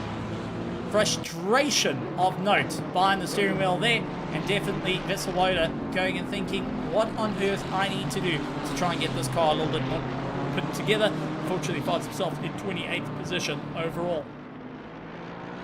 Solid climb up and down through all our competitors as Finley Gamble now trying to have a look to clear on by as Leon Swan outbrakes himself, flies off out of the corner. That allowed Finley Gamble to come on through, and one has to wonder, did Gamble have that little bit of contact? Well, Conrad Martin trying to fight his way through, look towards the inside, had the door snapped closed on him, and it's going to be a quick look for Leon Swan, who got the drive. Conrad Martin had to really apply the anchors there not to go into the side of Finley Gamble. Will definitely take a deep breath out of that one, and now trying to fight his way through. An avid cyclist and has done quite a few interesting contests in the world of cycling. Been putting in a phenomenal show in the world of sim racing. Now finds himself fighting out against Leon Swan as they side by side yet again, trying to push that a little bit further. Luke Lubison pulls into the pits to get himself sorted out of that top running top 10. Finds himself now into 12th, heading down the order, getting his final stop for the team. And for the Alpha 1 esports team, they'll be quickly trying to get that car sorted out. Conrad Martin taking a stab at Leon Swan, couldn't get that pass done. He definitely is trying desperately to see if he can move on through the order, and it's clatter bang for Johan Verveers, getting it out of shape, and that did not work out for him. Unfortunately, not an easy time. Maggots, Beckett over the curbs, has the rear step out, and hard impact into the wall, and that car needing some major repair work after that little bit of a smack against the nose. That will allow Leclerc quickly to navigate past, as for Fears, this is trying to limp a car back from the brink. This is not what he wanted to have, and you can see how much damage he's actually occurred to the front end of his car, but also the steering is bent. Every time he even brakes, the lights are turning off. So hard braking turns the lights off. Not ideal to go and try and pilot that through, but he's going to do everything he can to try and get back to the pits.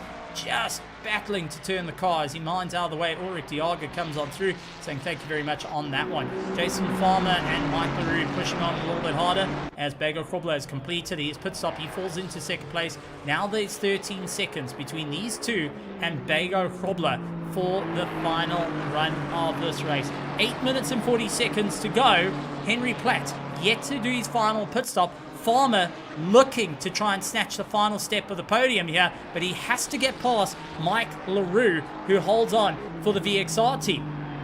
Absolutely brute forcing his way around the circuit. That understeer starting to come out in buckets at the moment. And Jason Farmer, as much as he keeps the pressure on him, just couldn't quite get the drive. Bego Krobler trying to get those tires to fire up as much as possible, finds himself behind Alan Patterson, and it will have to try and navigate his way through. Alan Patterson is in a fight for 29th position as he's got Gianluca ahead of him. Alan Patterson in 30th. These two are fighting for overall position and fighting out for class position. So they won't allow Bego just to quickly navigate his way through and just have an easy run here. Alan Patterson has got his eyes forward. He said he's here to race. He's not here to make friends, and dives down the inside of Gianluca, trying to get that pass. Side by side they go once again as Alan tries to go around the outside. Gianluca puts the squeeze on, and now immediately that's going to allow Bego Krobler to get the run, close up behind them, and now utilize that slipstream. But has he got enough room to sling on by? Alan Patterson quickly minds out of the way, says no problem, you go on through, and that allows Bego Krobler to attack the inside. That pulled on Alan Patterson to get the pass done, and Alan, with a beautiful move there, utilized Bego Krobler as a wrecking ball to go and barge his way through. And now Gianluca finds himself looking at the back of the Ferrari 296. I did, however, take a look, and I saw a mistake coming in from Finley Gamble, who landed up into the weeds. So Finley, yes he did, he landed into the weeds, had to rejoin the circuit. This was through Beckett and Beckett and costing him a lot of time. This is a driver that was fighting out for the lead of the Pro-Am division, now slipping down. Critical mistakes coming in, and I wonder that if the darkness is coming in, the driver's just missing those brake markers a little bit more, a little bit of ring rust as well, fighting to get back into the rhythm. Racing here again in ACC. They've been doing some off-season races, but now find themselves in a little bit of, well, what can we do to push that a little bit harder? How can we bring it all back? As Pierce back into the pits to repair his car and doing his final pit stop of the race.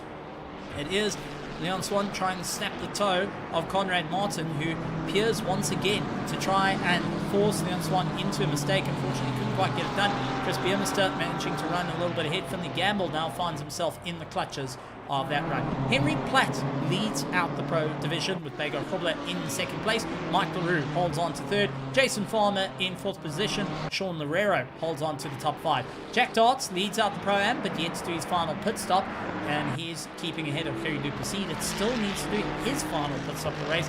Holds on to second. Jaco Natia with that earlier pit stop got clear air to try and make up a bit of time here. Holds on to third. Michael Schultz holds on to fourth, with Martin Rotenbach now finding himself in a sweet top five for the Pro-Am division.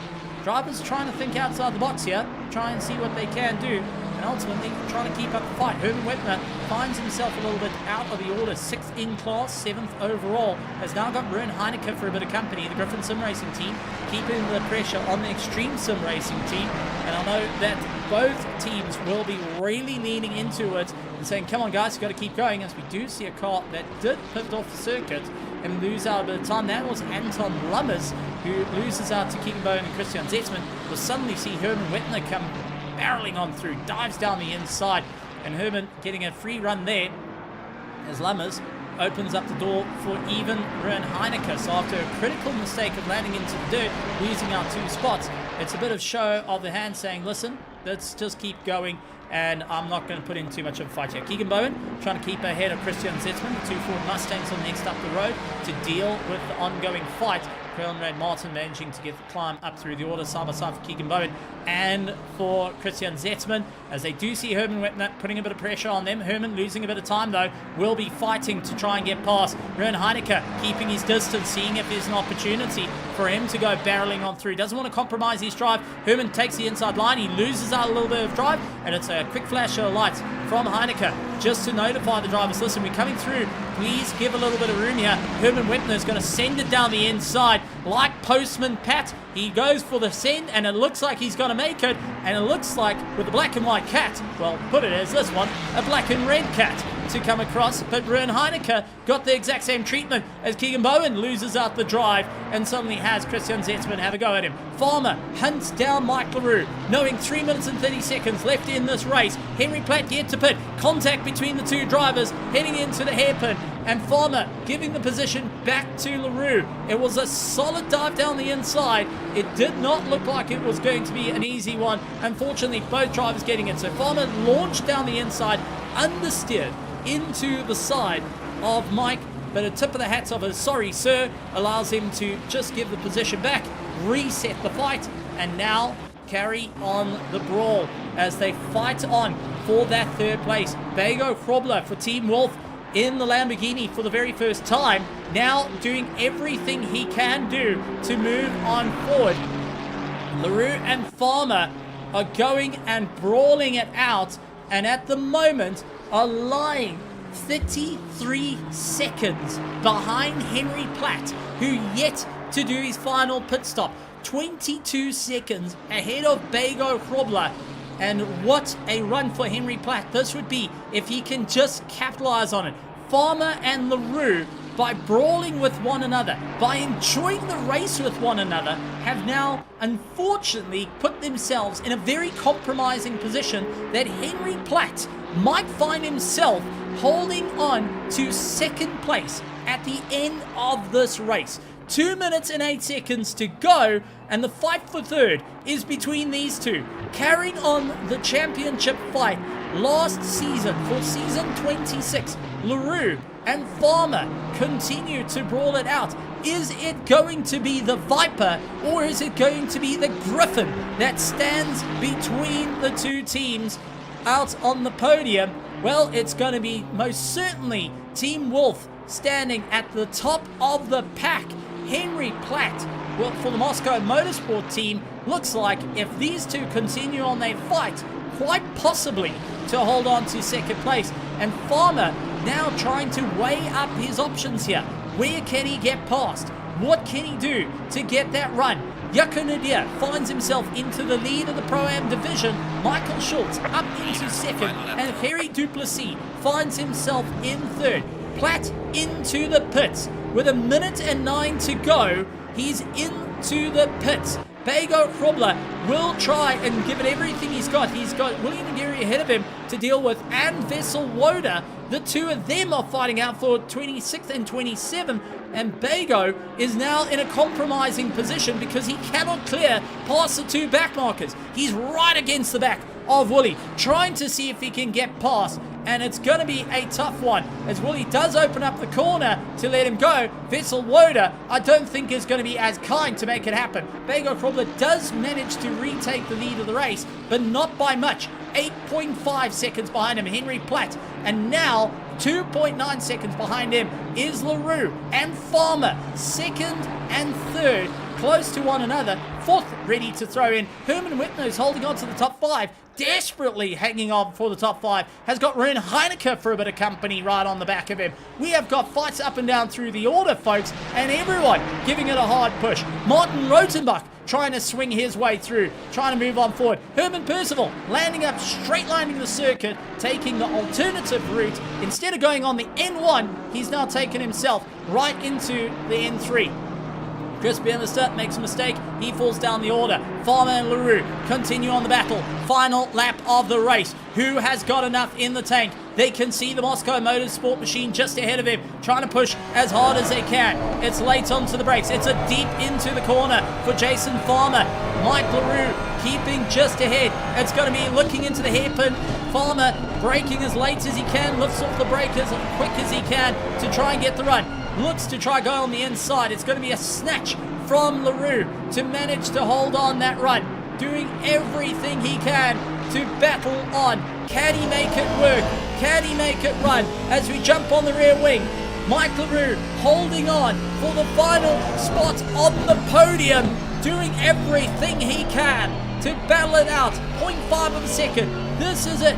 Coming down to the wire. Who has got the momentum here? Farmer gets close as he tries to go through, but Bego Krobler takes the victory here in season 26 with Henry Platt in second, and right behind Mike LaRue beats out Jason Farmer. Herman Wepner fights out against Ruan Heineke for 5th place. Who's going to snatch that top 5 as they come down to the wire? It's going to be a big move around the outside for Wepner, trying to carry the momentum through and barrels his way to the line. He will capture the top 5, only just ahead of Ruan Heineke. 0.1 of a second as they come across the line.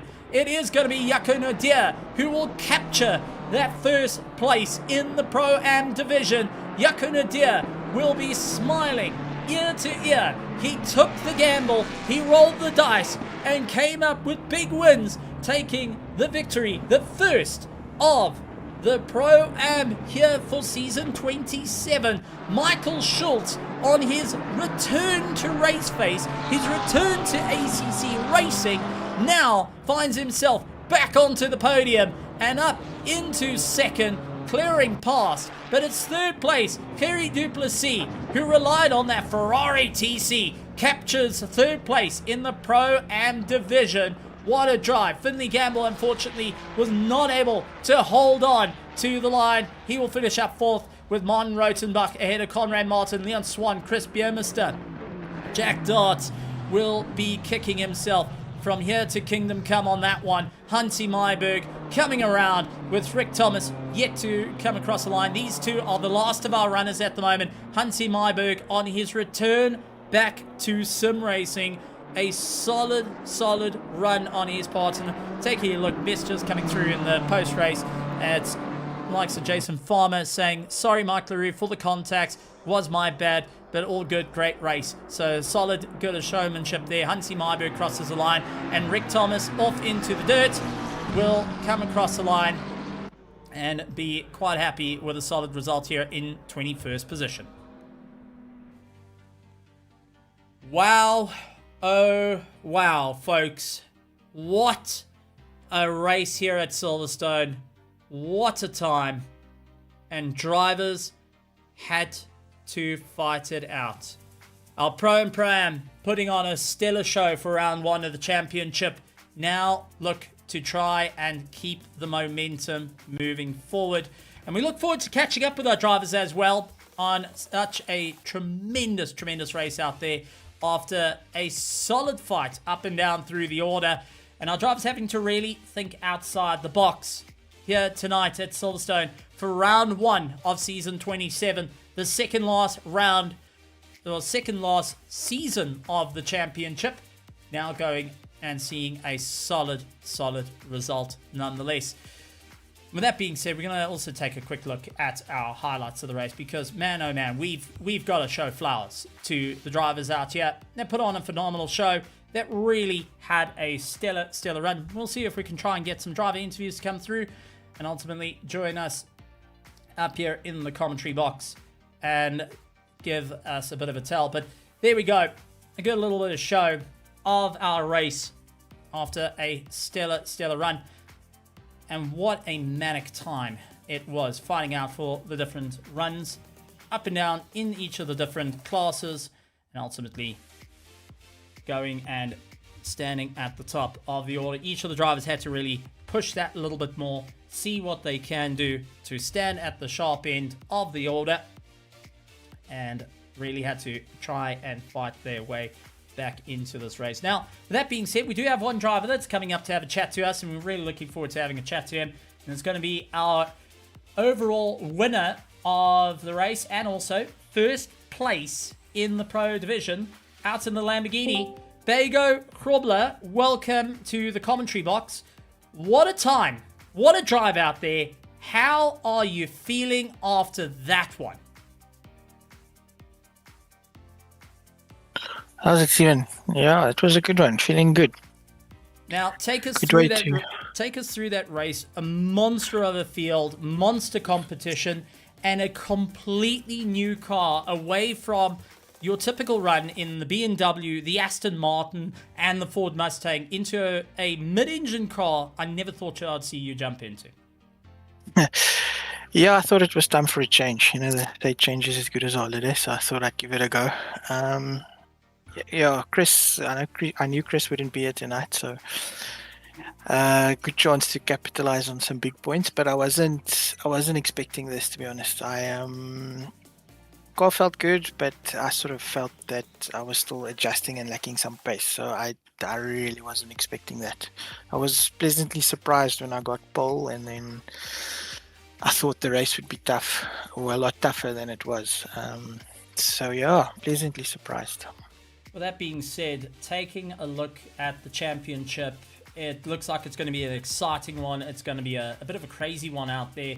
What's your game plan heading into round 2, considering this is the second last round of, well, the second last season of the year? It's pressure to really make it work. Yeah, next round is Spa. I like that track, although Jared tells me, my teammate tells me the score isn't good there, so we'll see how that goes. But always keen for Spa. It's always good fun. So I think Chris will be back as well. So big challenge for everybody with him back on the grid next week. So yeah, our plan is just to try and get as much seat time in the new car as I can, and then just to have fun. I mean, we, like you said, second last season of ACC, so you know, now it really is just about having fun and saying goodbye properly to a sim that's given us years of good times. An end of an era of note that saw many people start their sim racing careers in the sports. But Bego, I've got to ask the most important question here, and I think many of our drivers and everyone out in the crowd are asking it. Mustang engine noise versus Lamborghini engine noise, which is better? Well, I'm a big, if you know me, I'm a real big Audi fan in real life. So, you know, with this V10 that it shares with the R8, I'm gonna have to go with the V10. Fair enough. Fair enough. Well, before we let you go, anything you would like to say to the drivers out there, to everyone behind the scenes that has really thought about everything that's going on, to our partner EG Evolved Simulator Rigs, to the teams, the drivers, and most importantly to the race fans returning back to watch season 27 and get to see the drivers fighting out tooth and nail for the championship? Yeah, big thanks to Andres and the guys over at EG for helping RaceFace to make this happen, and then obviously to everybody at RaceFace who's involved behind the scenes, to you putting on the brilliant stream every week, and everybody that's involved in making this happen every week. Just a huge shout out and big thank you.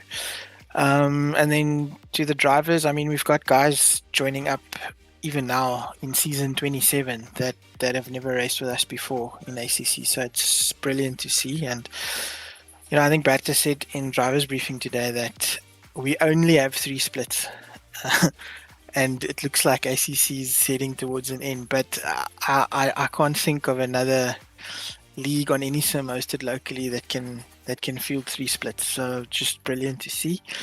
And then obviously to everybody that tunes in and watches the streams and supports their favorites. Huge shout out to you guys as well.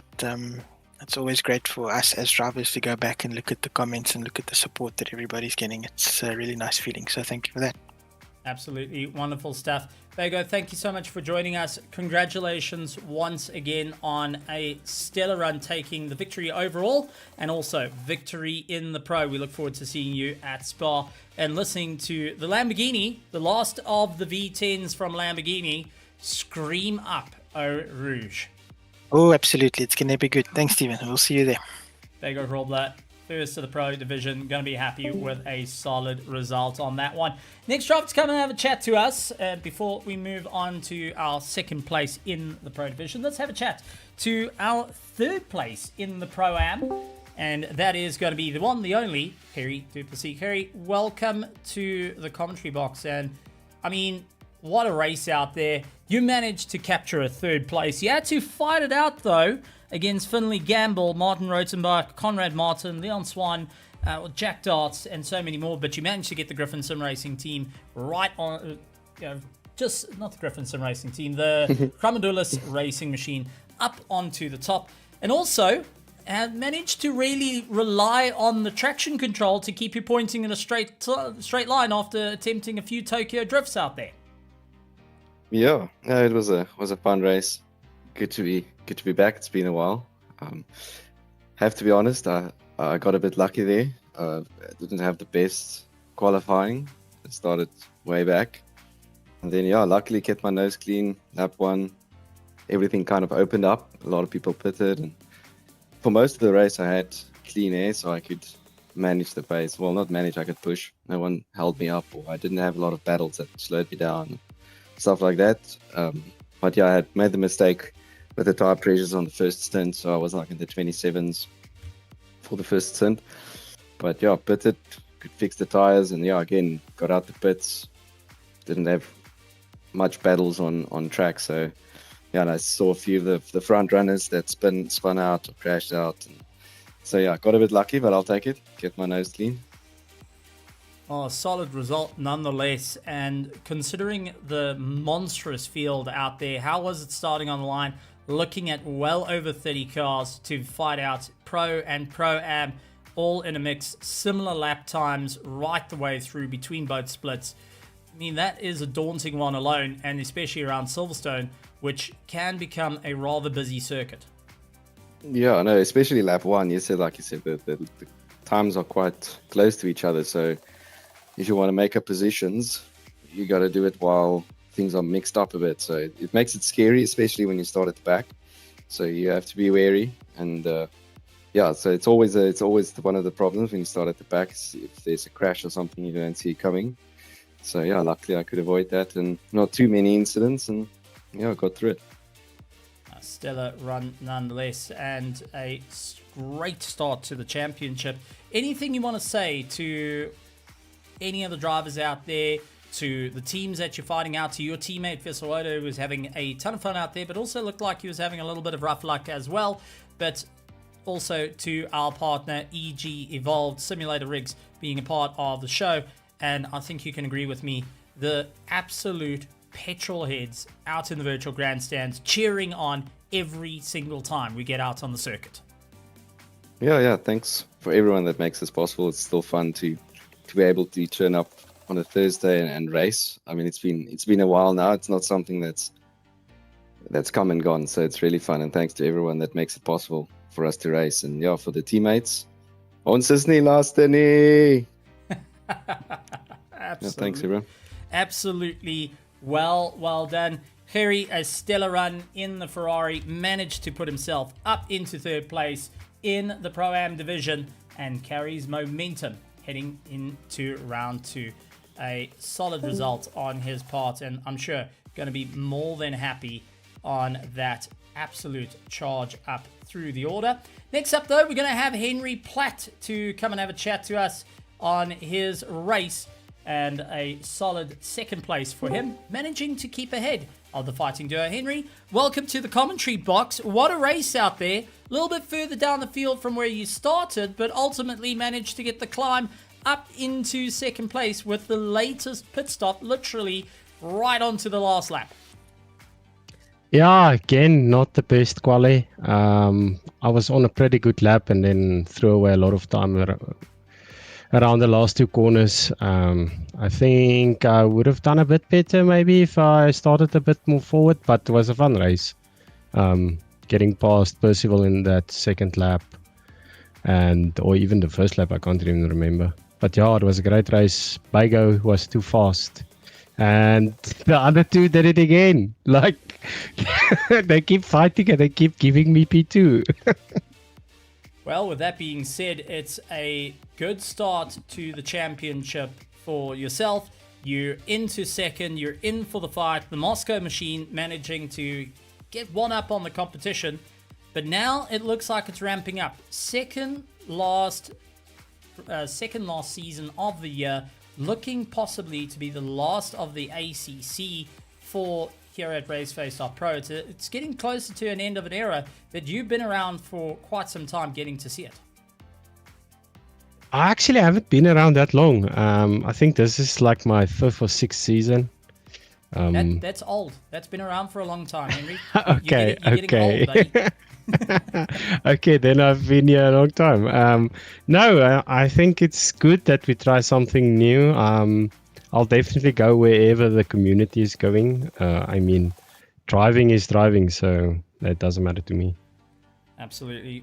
Well done on that. But taking a look at the rest of the season, how are you feeling with the BMW to try and charge up to the front, knowing that Bago managed to get the win this time around and your competition were right on the back of you? If they can stop a little argument between one another, it looks like they might be giving you a run for your money and fighting out for that top spot.